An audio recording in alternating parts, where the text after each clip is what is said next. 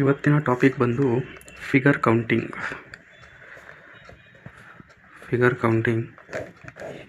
ನಾನು ಹೇಳೋ ಟ್ರಿಕ್ಕಿಂದ 5ರಿಂದ 10 ಸೆಕೆಂಡ್ ಒಳಗಡೆ ಯಾವುದೇ ರೀತಿಯ ಫಿಗರ್ ಕೌಂಟಿಂಗ್ ಕ್ವಶನ್ಗೆ ನಾವು ಆನ್ಸರ್ನ ಮಾಡ್ಬೋದು.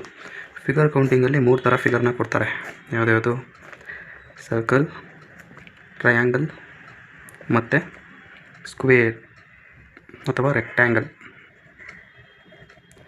ಇದರಲ್ಲಿ ಸರ್ಕಲ್ ಮತ್ತು ಟ್ರಯಾಂಗಲ್ನ ಇವಾಗ ನೋಡ್ತಾ ಇಲ್ಲ. ಇವತ್ತಿನ ಟಾಪಿಕ್ ಬಂದು ಸ್ಕ್ವೇರ್ ಮತ್ತು ರೆಕ್ಟ್ಯಾಂಗಲ್. ಸ್ಕ್ವೇರ್ ಬಂತು ಅಂದರೆ ಎಲ್ಲ ಬಾಹುಗಳು ಸೇಮ್ ಇರುತ್ತೆ. ರೆಕ್ಟ್ಯಾಂಗಲ್ ಬಂತು ಅಂದರೆ ಒಂದು ಬಾಹು ಉದ್ದ ಇರುತ್ತೆ, ಒಂದು ಬಾಹು ತುಂಡ ಇರುತ್ತೆ.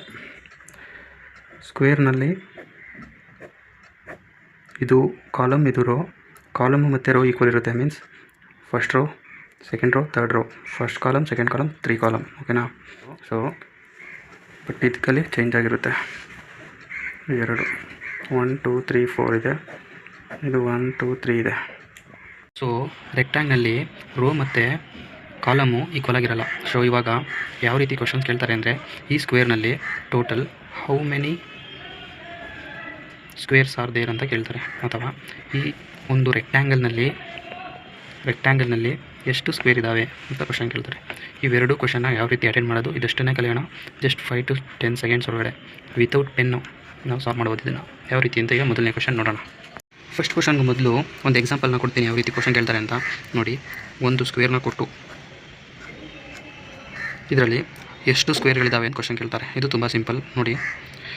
ನಾವು ಇದರಲ್ಲಿ ರೋ ಮತ್ತು ರೆಕ್ಟ್ಯಾಂಗಲ್, ಇದರಲ್ಲಿ ರೋ ಮತ್ತು ಕಾಲಮ್ ಈಕ್ವಲ್ ಆಗಿರೋದ್ರಿಂದ ಜಸ್ಟ್ ನಾವು ಇದನ್ನು ಸ್ಕ್ವೇರ್ ಮಾಡ್ತಾ ಹೋಗಬೇಕು. ಎಷ್ಟು ಬಾಕ್ಸ್ ಇದ್ದಾವೆ ಆ ಬಾಕ್ಸ್ನ ಸ್ಕ್ವೇರ್ ಮಾಡಬೇಕು. For example 1 square, 2 square, 3 square.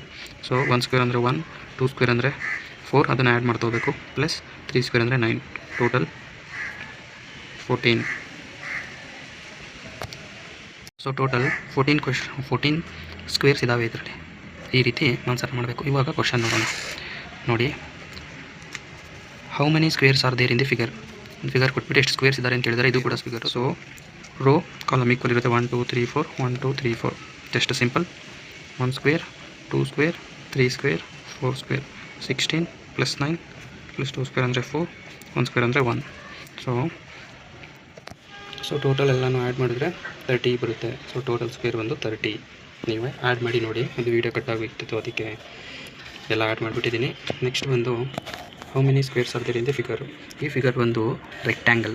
ಯಾವ ರೀತಿ ಹೇಳ್ತೀವಿ ರೆಕ್ಟ್ಯಾಂಗಲ್ ಅಂತ ಹೇಳಿದ್ರೆ, ರೆಕ್ಟ್ಯಾಂಗಲ್ ನೋಡಿ 1 2 3 4 5 6 ಕಾಲಮ್ ಇದೆ, 4 ರೋ ಇದೆ.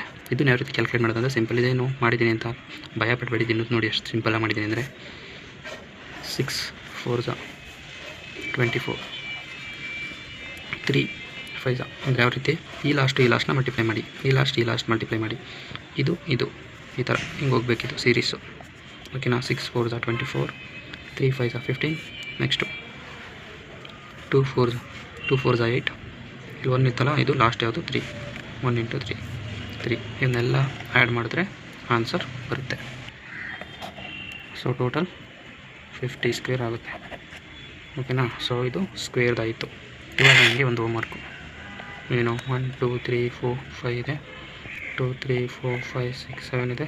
ಟೋಟಲ್ಲು ಎಷ್ಟು ಸ್ಕ್ವೇರ್ ಇದೆ ಅಂತ ಕಮೆಂಟ್ ಮಾಡಿ. Thank you. ಮುಂದಿನ ವೀಡಿಯೋದಲ್ಲಿ ಸರ್ಕಲ್ ಬಗ್ಗೆ, ಟ್ರಯಾಂಗಲ್ ಬಗ್ಗೆ ಹೇಳ್ತೀನಿ. ಹಾಗೆ ರೆಕ್ಟ್ಯಾಂಗಲ್ಲಿ ಇನ್ನೊಂದು ಟೈಪ್ ಆಫ್ ಕ್ವಶನ್ ಕೇಳ್ತಾರೆ, ಅದೇನು ಅಂತ ಹೇಳ್ತೀನಿ. ಈ ವಿಡಿಯೋ ಏನಾದರೂ ಈ ಟ್ರಿಕ್ ಯೂಸ್ ಆದರೆ ಮಾತ್ರ ನೀವು ಈ ವಿಡಿಯೋನ ಕಂಟಿನ್ಯೂ ಮಾಡಿ ಅಂತೇಳಿ ಅವಾಗ ಮಾತ್ರ ಕಂಟಿನ್ಯೂ ಮಾಡ್ತೀನಿ. Thank you.